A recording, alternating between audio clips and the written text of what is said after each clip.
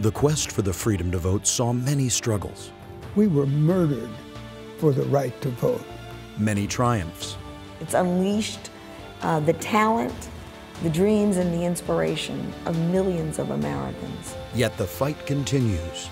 I'm very disappointed because, you know, we worked so hard in so many years and we've seen the injustice. A 4-part special report, The Freedom to Vote, The Last 50 Years, only on VOA.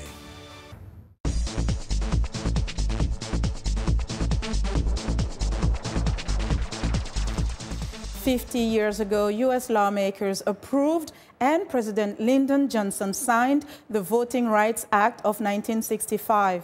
The law banned racial discrimination in voting, and it is considered the most effective piece of civil rights legislation ever enacted in America. This week, in the first installment of a VOA special series called The Voting Rights Act at 50, Chris Simkins introduces us to some civil rights leaders who were on the front lines in the struggle for voting rights.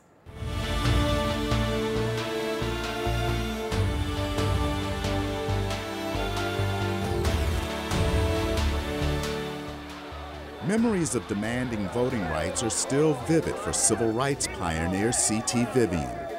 We were murdered for the right to vote because they wanted to keep us under constraint. Despite the dangers, Vivian and others were on a mission to get blacks registered and voting in Selma, Alabama. You can't keep anyone in the United States from voting. For weeks, Vivian led dozens of blacks to the courthouse in Selma in a campaign known as Nonviolent Direct Action.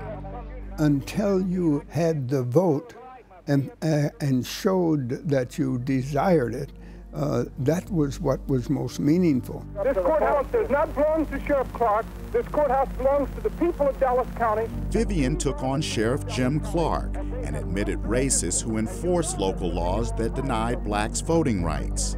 So he turned his back on me and started to walk away.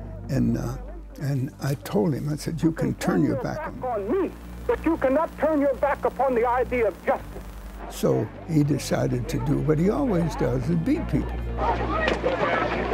He really, really hit me right across the face.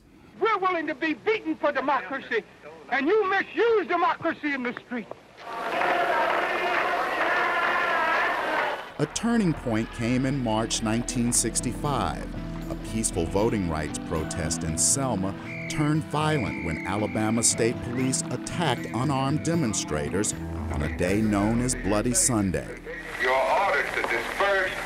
This march will not continue. John Lewis, now a U.S. congressman, led the march. They came toward us, beating us with nightsticks, trampling us with horses, releasing the tear gas. I was hit in the head by a state trooper with a nightstick. I had a concussion at the bridge. Can we have somebody take somebody to a doctor? I thought I was going to die. I thought I saw death. Images of the attack caused a national outcry.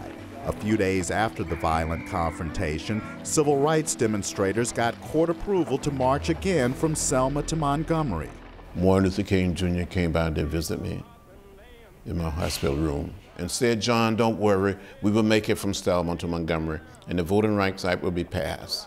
All the way from Selma town. King led tens of thousands of marchers to Alabama's capital in support of voting rights.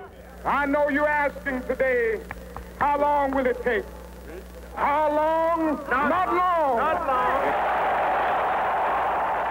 In just a few months, Congress passed and President Lyndon Johnson signed the Voting Rights Act into law on August 6, 1965, giving federal enforcement to the 15th Amendment of the U.S. Constitution. By the end of 1965, there were 250,000 new black registered voters. These civil rights pioneers say they're satisfied the sacrifices made by so many 5 decades ago paid off, making the nation better. Chris Simkins, VOA News, Selma, Alabama.